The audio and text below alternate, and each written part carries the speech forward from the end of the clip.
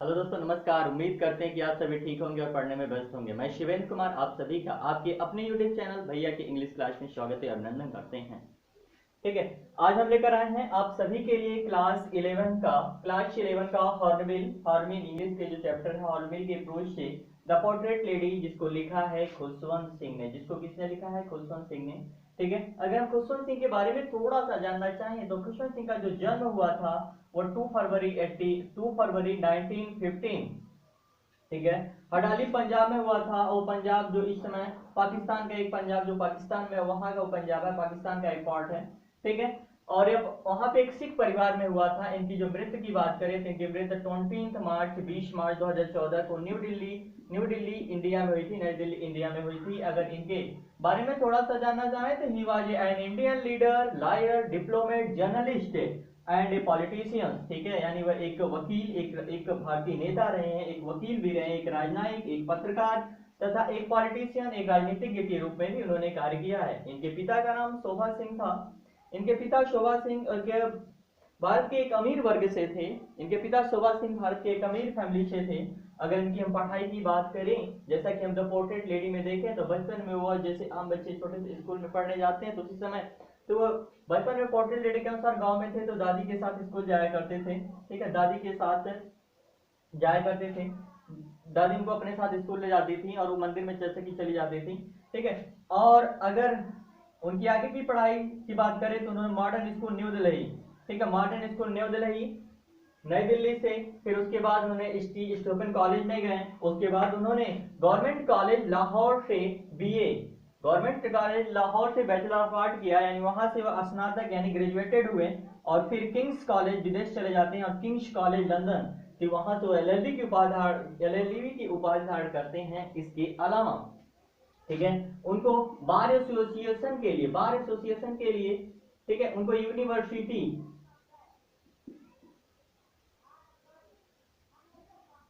Of London में भी invite किया जाता है।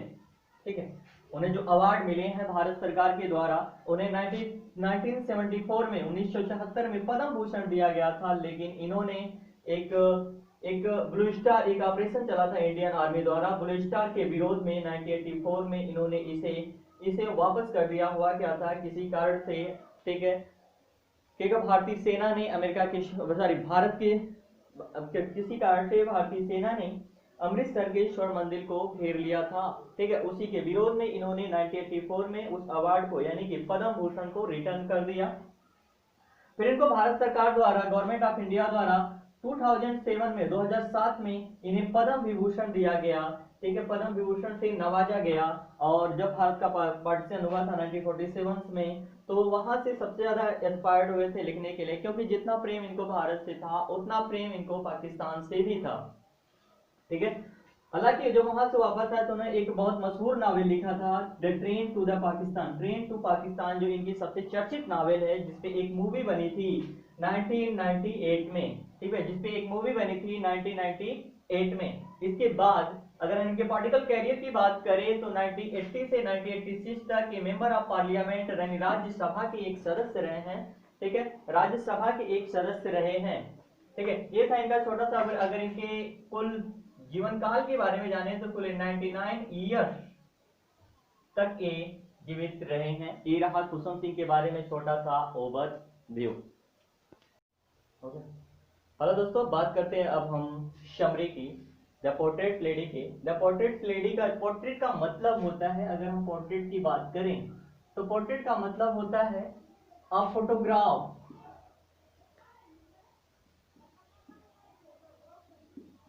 A photograph of a person अथवा ए पिक्चर ऑफ ए पर्सन। ठीक है, तो ये जो स्टोरी लिखी गई है इसे खुशवंत सिंह ने अपनी दादी माँ के ऊपर लिखा है, क्योंकि उनका दादी माँ से उनका सबसे ज्यादा लगाव था। ठीक है, जब कहानी की शुरुआत होती है वो बताते हैं कि मेरी दादी माँ अन्य लोगों की दादी माँ की भांति बूढ़ी महिला थी। जिस तरह से अन्य लोगों की दादी माँ बूढ़ी थी, उसी तरह से मेरी दादी माँ अन्य लोगों की तरह बूढ़ी महिला थी। वह ओल्ड थी। उनका जो फेस था वह ब्रिंकल्ड था, यानी उनके फेस पे झुर्रियां आ गई थी, उनके फेस के चारों तरफ झुर्रियां आ गई थी। ठीक है, लोग कहते थे कि कभी वह यंग एंड प्रीटी थी, कभी वह जवान और सुंदर हुआ करती थी, बट लेकिन खुशवंत सिंह इस बात से मानने के लिए तैयार नहीं रहते हैं। जहां तक कि उनके दादाजी की जब बात होती है, जो उनके ग्रैंडफादर यानी दादाजी की बात होती है, जब अपने दादाजी के बारे में बताते हैं तो उनकी जो तस्वीर थी, जो उनकी पोर्ट्रेट थी, ड्राइंग रूम में मेंटल पीस यानी अंगीठी के ऊपर टंगी हुई थी।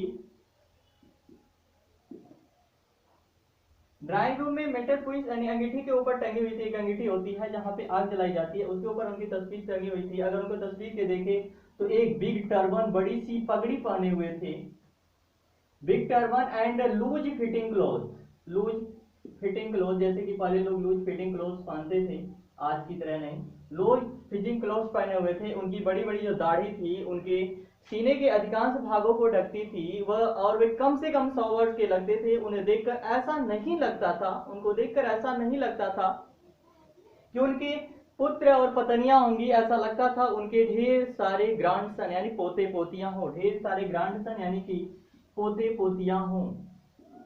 ठीक है, तो अक्सर दादी माँ बताते हैं कि दादी माँ हमेशा उन्हें, ठीक है, दादी माँ हमेशा उन्हें उन्हीं कहानियों के बारे में बताया करती थी, उन्हीं खेलों के बारे में बताया करती थी जिसे वह बचपन में खेलते थे। कभी कहते हैं, लेखक कहते हैं कि वे जिस भी जो भी वह कहानियां हम लोग को सुनाया करती थी, हम लोग उसे पैगंबर, प्रोफेट, पैगंबर की कहानियों के रूप में लिया करते थे।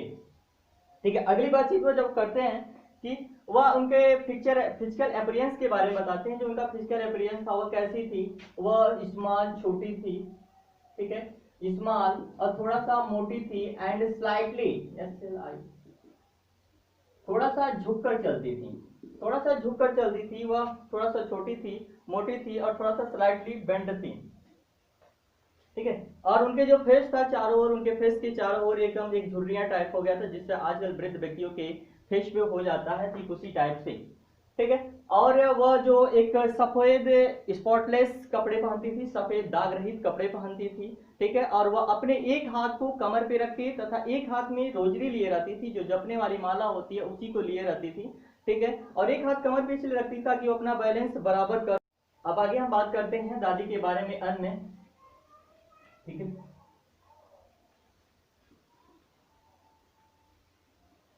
जो दादी जी थी, ठीक है, वो एक हाथे में बीड्स ऑफ रोजी लिए होती थी, बीड्स ऑफ रोजी हो जाता है जिससे लोग माला जपते हैं, वही बीड्स ऑफ रोजी लिए होती थी। और उनके जो मुंह होते थे, उनके ओट्स होते हैं हमेशा इनआइडिएबल प्रेयर, यानी न सुनाई देने वाले प्रार्थना में हमेशा चलते रहते थे। आइडिएबल प्रेयर में उनके ओठ जो होता था हमेशा हिलते रहते थे, यानी कि वो हमेशा भगवान का नाम लिया करती थी। ठीक है, उनके जो बाल की लटे थी, जो उनके बाल की लटे थी, उनके फेस पे, जो उनका फेस था, क्योंकि वो वृद्ध थे तो उनका फेस हल्का फुल्का पीला था, तो उनके जो बाल की लटे थी, सिल्वर लॉक्स, उनके बाल जो थे चांदी के समान थे, सिल्वर लॉक्स अस्त व्यस्त रूप से उनके फेस पे लगे हुए थे। लेखक बताते हैं कि मैं और मेरी दादी माँ एक अच्छे फ्रेंड थे, मैं और मेरी दादी माँ अच्छे फ्रेंड थे। जब मेरे माता पिता, जब मेरे पेरेंट्स, ठीक है, जब मेरे पेरेंट्स विदेश, सॉरी, सिटी में चले गए, शहर में चले गए, तो मुझे मेरी दादी माँ के पास गांव में छोड़ दिए। तो मैं अपनी दादी माँ के साथ गांव में रहा। दादी माँ हमें मॉर्निंग में जगाती थी, सुबह में जगाती थी, और उसे दादी माँ हमें मॉर्निंग में जगाती थी और सुबह में हमको तैयार करती थी स्कूल जाने के लिए। फिर दादी माँ उसे मॉर्निंग में तैयार करती थी, उसे सुबह नहलाती थी, जब सुबह सुबह तैयार करती थी, फिर उसके बाद उसे एक प्रार्थना करती थी और सोचती थी कि जो लेखक है उसके प्रेयर को, उसके प्रार्थना को कंठस्थ करे। लेकिन लेखक प्रेयर को कंठस्थ नहीं करता था क्योंकि उसको वो अच्छा नहीं लगता था, थोड़ा अजीब लगता था। लेकिन वह अपनी दादी माँ की आवाज को सुनता था क्योंकि उसकी दादी माँ की आवाज उसको बहुत पसंद थी। फिर उसके लिए एक लेके आती। फिर उसके बाद उसके लिए पहले लोग पढ़ने के लिए जिसका प्रयोग करते थे वो होता था स्लेट। ठीक है, एक स्लेट और एक अर्थ इंक पार्ट। ठीक है, एक अर्थ इंक पार्ट, फिर एक पेन, एक रेड पेन ले आती हैं और उसे गट्ठर में बांध देती हैं स्कूल ले जाने के लिए। ठीक है, और उसे नाश्ता के रूप में एक स्टेज चपाती, ठीक है। एक स्टील चपाती लाती हैं। चपाती, स्टील चपाती का मतलब होता है जो रोटी होती है, मोटी रोटी होती है, उसी को स्टील चपाती यानी स्टील मीन्स होता है बासी। ठीक है, स्टील चपाती यानी कि बासी रोटी लेकर आती हैं उन्हें खाने के लिए। ठीक है, फिर उसके बाद बासी रोटी वैसे ही नहीं दे देती हैं, बल्कि उस पर कुछ शुगर यानी कि कुछ चीनी गिरा देती हैं और कुछ बटर यानी मक्खन गिराती हैं उस पे। उसके बाद उसे नाश्ता के रूप में देती हैं, लेखक उसे खाता है। ठीक है, और फिर उसे वो और दादी माँ दोनों साथ साथ चले जाते हैं स्कूल की तरफ। क्यों? दादी माँ उस जो मंदिर था, जो मंदिर था वह स्कूल से सटा हुआ था, और इसी के नाते, ठीक है, दादी माँ जिस समय लेखक पढ़ने जाता है उस समय दादी माँ मंदिर में जाती हैं और वहां पे बैठ के स्क्रिप्चुअल्स पढ़ती हैं यानी महाकाव्यों को पढ़ती हैं। और लेखक स्कूल में जाता है, वहां के जो पुजारी होते हैं उसको अल्फाबेट के बारे में पढ़ाते हैं। ठीक है, और मॉर्निंग प्रेयर, सुबह की जो प्रार्थना उसके बारे में पढ़ाते हैं। ठीक है, तो जब वहां से वापस आने का समय होता है, जब वापस आने का समय होता है तो दोनों एक साथ चले आते हैं। जब दादी घर से गई होती हैं तो कुछ स्टील चपाती, कुछ बासी रोटी, कुछ स्टील चपाती अपने साथ लेकर होती हैं गांव के कुत्ते के लिए। जब वो वापस आती हैं तो कुत्ते उनसे मंदिर के बाहर मिलते हैं, मंदिर के बाहर मिलते हैं और वो वहीं, ठीक है, कुत्तों को रोटी तोड़कर फेंकते हुए चली आती थी। कुत्ते लड़ते झगड़ते हुए घर तक आ जाते हैं, कुत्ते लड़ते झगड़ते उनके पीछे पीछे घर तक आते हैं। आगे क्या होता है, जब लेखक की मम्मी पापा, जब लेखक के माता पिता शहर में अस्थायी रूप से बस जाते हैं तो दादी को और लेखक को दोनों लोग को वहीं पे बुला लेते हैं।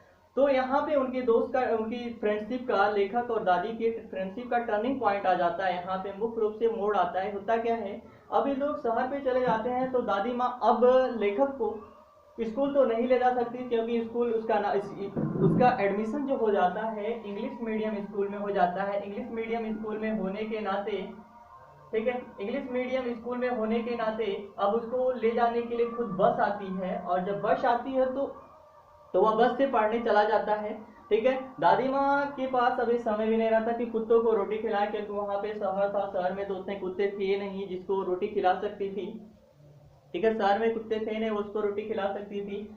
इसी के नाते वो क्या करती हैं, गौरैयों को, फीडिंग द स्पैरो, ठीक है, वह गौरैया जो भी होती हैं उन्हें रोटी खिलाने, गौरैयों को रोटी खिलाना शुरू कर देती हैं। ठीक है, उसके बाद जब लेखक स्कूल से वह घर वापस आता है तो लेखक में होता क्या है कि दादी माँ जितनी भी जानती थी महाकाव्यों के बारे में जानती थी, लेकिन जब लेखक वापस आता तो उससे पूछती है कि क्या पढ़ाया गया, तो वह वैष्णव साइंसेज की किताबों के बारे में जैसे बताता है, gravity, Archimedes, principle of Archimedes and world is round. तो दादी माँ को इन सब के बारे में तो पता होता नहीं है, केवल उन्हें धार्मिक किताबों के बारे में पता होता है। तो दादी माँ थोड़ा सा नाखुश हो जाती हैं, क्योंकि उन्हें ये चीजें पसंद नहीं आती हैं, क्योंकि विद्यालय में कोई भी स्क्रिप्चुअल्स के बारे में नहीं पढ़ाए जाते हैं, कोई भी रिलीजियस स्टडी कॉलेज में नहीं चलती है। ठीक है, इसी के नाते दादी माँ अनहैप्पी होती हैं। और एक दिन होता क्या है, लेखक विद्यालय से आता है, लेखक विद्यालय से आता है तो दादी माँ पूछती हैं कि आज क्या पढ़ाया गया है। दादी माँ उससे पूछती हैं कि आज क्या पढ़ाया गया है, तो लेखक बोलता है, ठीक है, लेखक बोलता है कि आज म्यूजिक के बारे में पढ़ाया गया है, म्यूजिक संगीत के बारे में पढ़ाया गया है, जिससे दादी माँ नाराज हो जाती हैं, जिससे दादी माँ नाराज हो जाती हैं कि उनके अनुसार जो जो म्यूजिक था, म्यूजिक पे मात्र केवल मोनोपॉली ऑफ हार्लोट एंड बेगर्स, जिस पर मोनोपॉली ऑफ हार्लोट एंड बेगर्स का ही अधिकार था, एकाधिकार था। इसी के नाते उन्हें संगीत पसंद नहीं था। ठीक है, संगीत पसंद होने केवल क्वेश्चन से था, उसका मतलब इन्हीं के नाते उन्हें संगीत पसंद नहीं था। शायद लेखक कहता है कि उसके बाद ही शायद वह कभी, इसके बाद ही वह शायद कभी, ठीक है, उससे बातें करती थी। फिर इसके बाद उन लोग के दोस्ती का थोड़ी सी अगली कड़ी हट जाती है। होता क्या है, उसके थोड़ी सी अगली कड़ी टूटती है। होता क्या है कि जब लेखक का यूनिवर्सिटी में एडमिशन हो जाता है, यूनिवर्सिटी,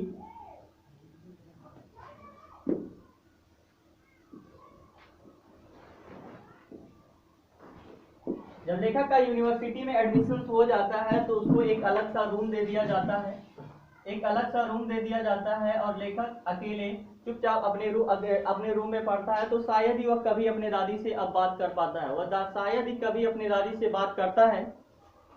ठीक है, तो शायद कभी अपनी दादी से बात करता है।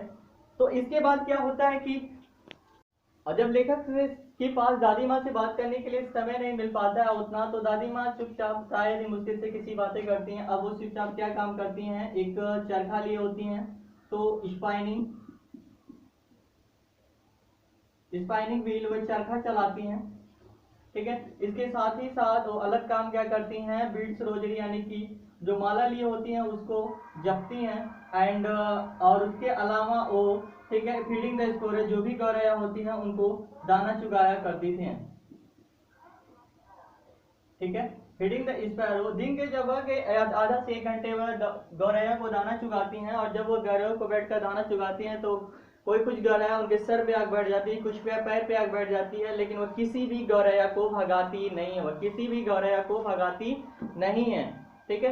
तो उसके बाद क्या होता है कि अब शायद किसी से ही मुश्किल से बातें करती हैं। फिर इसके बाद मेन टर्निंग पॉइंट क्या आता है कि लेखक को विदेश जाना होता है, लेखक को विदेश जाना होता है। लेखक के विदेश जाने के साथ साथ मेन अब क्या कड़ी आती है, जो उनकी दोस्ती अब स्नैप्ड होती है, या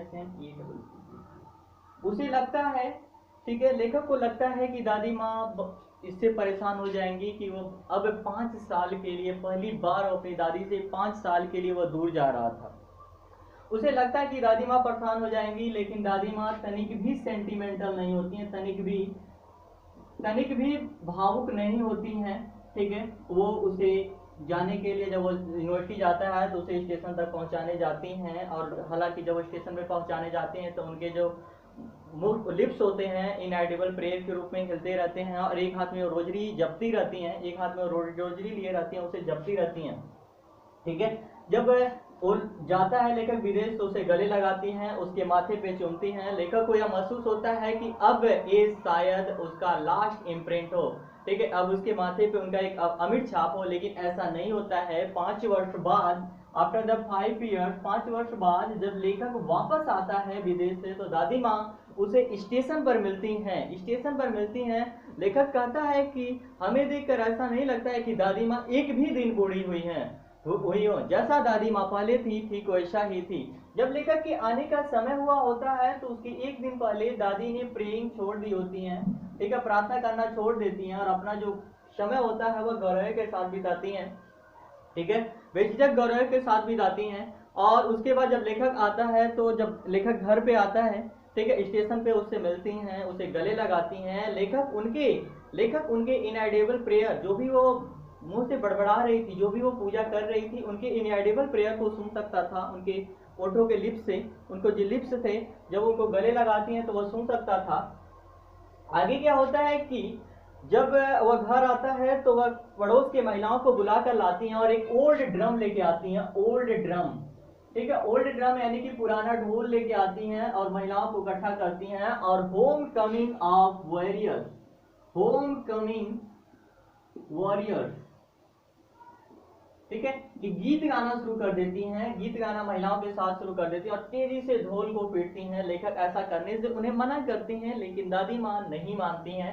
अगले दिन होता क्या है कि दादी माँ बीमार हो जाती हैं, जिसके कारण से, ठीक है, उनको हुआ क्या रहता है कि उनको फीवर हो जाता है, ठीक है। लेखक डॉक्टर को बुलाता है, डॉक्टर आते हैं और कहते हैं कि फीवर जल्दी उतर जाएगा, लेकिन ऐसा नहीं होता है। दादी माँ का कुछ अलग सोचना होता है। दादी माँ कहती है कि नहीं, अब मेरा अंत करीब है, और वह किसी से बात करने में अपने समय को बर्बाद नहीं करना चाहती। हालांकि लेखक उनसे मना करता है, लेकिन वह किसी की बात नहीं मानती हैं। वह अपने एक हाथ में रोजरी लिए रहती हैं और माला जपती रहती हैं, और दूसरे, ठीक है, और उनके जो लिप्स होते हैं वो इनएडिबल प्रेयर के रूप में, यानी प्रार्थना करती रहती, उनके ओठ जो है हिलते रहते हैं।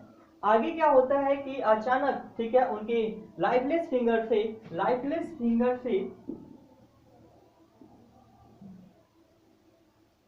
ठीक है, लाइफलेस फिंगर से जो होता है वो गिर जाता है। लाइफलेस फिंगर से जो माला होती है, जो बीड्स ऑफ रोजरी होती है, वो गिर जाती है और उनके ओठ हिलने बंद हो जाते हैं, जिससे क्या होता है कि दादी माँ मर चुकी होती हैं। दादी माँ का मृत्यु हो गया होता है। जैसे कि एक रिवाज होता है, एक कस्टम होता है कि अब उन्हें बिस्तर से उठाकर जमीन पे लिटा दिया जाता है, और उन्हें ऊपर कफन उड़ा दिया जाता है, कि जब उन्हें अंत्येष्टि के लिए उन्हें कमरे से बाहर निकाला जाता है, ठीक है, उनकी अंत्येष्टि की व्यवस्था की जाती है। उसके बाद लेखक कमरे में अंदर जाता है, देखता है कि जहाँ पे उसके दादी माँ के अर्थी को लिटाया गया था, वहाँ पे हजारों गौरैया आकर बैठी रहती हैं, ठीक है। तो लेखक की जो माँ होती हैं वह जाती हैं, उनको थोड़ा सा गौरैया पे दया आ जाती है और वो जाती हैं, रोटी का टुकड़ा लाके गौरैया के सामने फेंक देती हैं, लेकिन कोई भी गौरैया उस रोटी के टुकड़े की तरफ ध्यान तक नहीं देती है, ये ध्यान तक नहीं देती है। और होता क्या है, जब दादी माँ की अर्थी उठाई जाती है तो सभी गौरैया चुपचाप उड़ जाती हैं। अगले दिन जो घर का नौकर होता है उसको बटोर कर, ठीक है, जितने भी रोटी के टुकड़े थे उसे बटोर कर कूड़ेदान में डाल देता है। और यहीं पे हो जाती है इस स्टोरी की एंडिंग। हमें स्टोरी से क्या पता चलता है कि यह स्टोरी हमें, ठीक है, बताती है relationship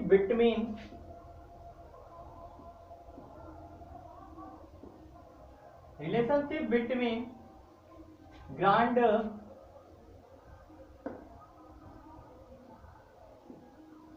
mother and grandson, ठीक है, दादी माँ और पोते के बीच के जो रिश्ते के हैं वो बताता है, यह चैप्टर बताता है। और ये आशा करता है कि जो भी व्यक्ति हैं उन्हें अपने दादी माँ से इसी तरह प्रेम करना चाहिए। उम्मीद करते हैं कि आप सभी को वीडियो पसंद आया होगा। अगर पसंद आया हो तो लाइक करिएगा, सब्सक्राइब करिएगा और हाँ, अपना कमेंट देना मत भूलिएगा। Thank you.